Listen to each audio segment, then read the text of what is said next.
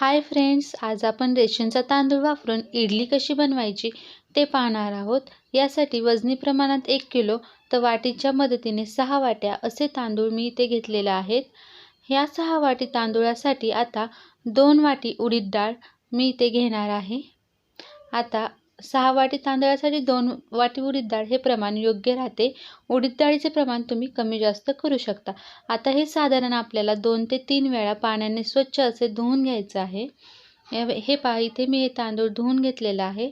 आता पूर्णपणे तांदूळ आणि डाळ भिजतील, पूर्णपणे पाण्यामध्ये बुडतील इतक्या प्रमाणात आपल्याला यामध्ये पाणी घालून घ्यायचं आहे। व्हिडिओमध्ये तुम्ही पाहू शकता। इथे आता मी पाणी ॲड केलेलं आहे। आता आपण यामध्ये आपला महत्त्वाचा इन्ग्रेडियंट घालायचा आहे, ते म्हणजे 10-12 मेथीदाणे। मेथीदाणे आपल्याला हे पीठ फुलण्यासाठी मदत करतात।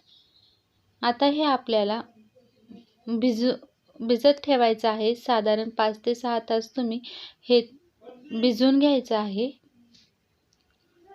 हे पहा, 5-6 तासाने हे पूर्णपणे भिजलेलं आहे। यातलं पाणी मी काढून घेतलेलं आहे व आता हे मिक्सरमध्ये घालून घेत आहे। आपल्याला हे मिक्सरमध्ये वाटून घ्यायचं आहे। थोडं थोडं पाणी घालून आपल्याला हे वाटून घ्यायचं आहे। खूप जास्त पाणी नाही घालायचं आहे आपल्याला इडलीचं बॅटर बनवताना।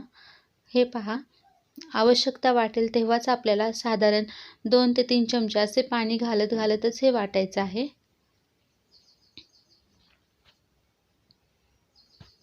या कन्सिस्टन्सीचं आपल्याला बॅटर करून घ्यायचं आहे इडलीचं, तुम्ही पाहू शकता।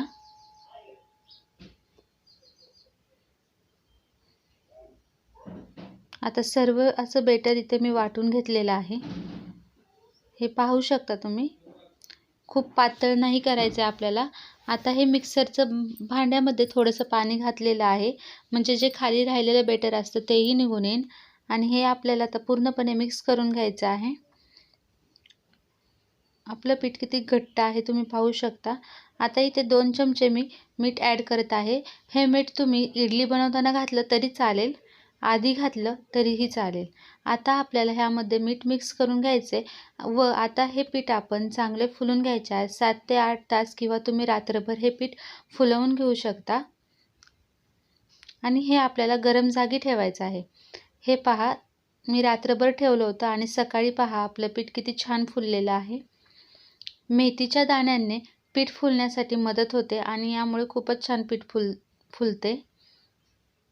आता मी इथे सोडा घातलेला आहे, साधारण 1 चिमूट सोडा घातलेला आहे। नाही घातला तरी चालेल। आणि विदाऊट सोड्याचं बॅटर मी बाजूला काढून ठेवलेलं आहे। मी दोन्ही बॅटर वापरून तुम्हाला इडली कशी होते ते दाखवणार आहे। यामध्ये आता मी सोडा मिक्स करून घेतलेला आहे।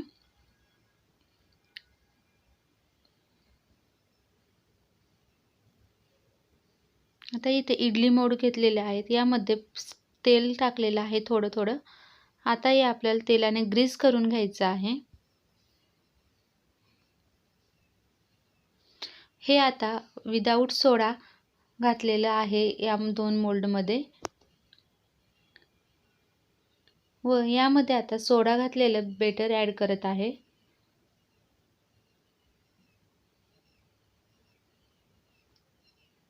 कधी कधी थंडीमध्ये पीठ फुलत नाही, त्यावेळीही तुम्ही सोडा वापरला तरी चालेल। हे पहा, इथे इडलीच्या भांड्यामध्ये 1 ग्लास पाणी घातलेलं आहे। हे पाणी आपल्याला गरम करून घ्यायचं आहे व आपले इडली मोल्ड यामध्ये ठेवून घ्यायचे आहेत। सोडा तुम्ही रात्री पीठ जेव्हा आपण वाटून ठेवतो त्यावेळी घातला तरी चालतो। मेथीच्या बिया जर नसतील तुमच्याकडे तर तुम्ही सोडा वापरू शकता, नाही वापरला तरी चालेल। पण हे दोन्ही पदार्थ वापरले तर आपलं पीठ 100% फुलणार म्हणजे फुलणारच। आता हे 15 मिनिटं आपल्याला शिजवून घ्यायचं आहे। इथे पहा, मी इडलीचे मोल्ड ठेवलेले आहेत व हे शिजवून घेतलेलं आहे 15 मिनिटे। हे पहा, किती छान अशी आपली इडली झालेली आहे। गॅस बंद करायचा आहे व 2 मिनिटं थंड झाल्यावरतीच आपल्याला हे बाहेर काढायचं आहे। हे पहा, सर्व आपली इडली तयार आहे। आपले 2 जाळी सोड्याचे होते व 2 जाळी विदाऊट सोड्याची इडली होती। हे पहा, ही आहे आपली विदाऊट सोडा इडली. दोन्ही अगदी मऊसूत छान आणि टम्म फुगलेल्या इडली तयार झालेल्या आहेत आपल्या. कुठूनही अशा ह्या इडली दबल्या नाही आहेत, तुम्ही पाहू शकता. आणि जर तुमच्याकडे राशनचा तांदूळ नसेल ना, तर तुम्ही कोणताही तांदूळ वापरू शकता. हे पहा आपली विदाऊट सोडा इडली आणि ही पहा आपली सोडा घातलेली इडली. दोन्ही छान झालेले आहेत, मऊ लुसलुशीत. तर दुकानांमध्ये 20 ते 30 रुपये किलोने साधा तांदूळ असा मिळतो. तो तांदूळही तुम्ही वापरू शकता इडली बनवण्यासाठी. उलटा जितका हलका तांदूळ असेल ना, तर इडली खूप छान होते त्या तांदळाने.